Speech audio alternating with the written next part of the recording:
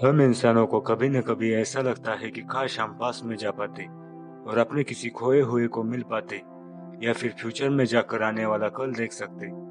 तो फिर सवाल आता है कि क्या टाइम ट्रैवल पॉसिबल है? हाँ, टाइम ट्रैवल पॉसिबल है। तो हम टाइम ट्रैवल कैसे कर सकते हैं?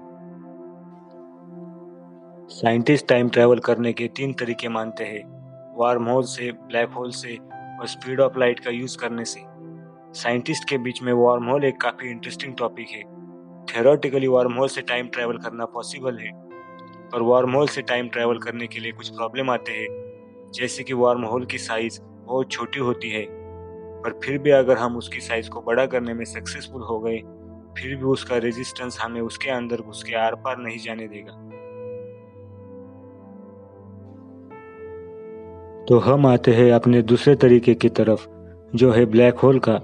इंटरनेशनल स्पेस स्टेशन ने एक एक्सपेरिमेंट किया था, जिसमें उन्हें पता चला था कि टाइम हमारी अर्थ के पास स्लो हो जाता है। एग्जैक्टली उन्होंने ऐसा किया था कि 2 हाईली एक्यूरेट वॉचेस ली थी। एक हमारे अर्थ पर रखी थी और एक स्पेस स्टेशन में रखी थी, जो कि अर्थ के ग्रेविटेशनल फोर्स से दूर थी। 1 साल बाद जब उन्होंने स्पेस स्टेशन में रखी वॉच को देखा, तब उन्हें यह समझ आया कि स्पेस स्टेशन वाली वॉच 1 नैनो सेकंड से आगे है और अर्थ पर रखी वॉच 1 नैनो सेकंड से पीछे है। इससे ये प्रूव होता है कि टाइम ग्रेविटेशनल फोर्स के पास स्लोली मूव होता है। अर्थ के ग्रेविटेशनल फोर्स से सिर्फ 1 नैनो सेकंड का फर्क पड़ा। पर हम अब ब्लैक होल की बात कर रहे हैं, जो कि तारों को तक निगल लेता है। फिर भी अगर मान लो कि हम ब्लैक होल के पास 5 साल तक घूमते रहे, तो अर्थ पर 10 साल गुजर जाएंगे। पर हमें ब्लैक होल के पास लाइट की स्पीड से ज़्यादा फास्ट रिवॉल्व करना होगा, क्योंकि लाइट को भी ब्लैक होल अपनी ओर खींच लेता है। फिर ये भी थोड़ा मुश्किल हो सकता है, इसलिए हम तीसरे तरीके की बात करेंगे।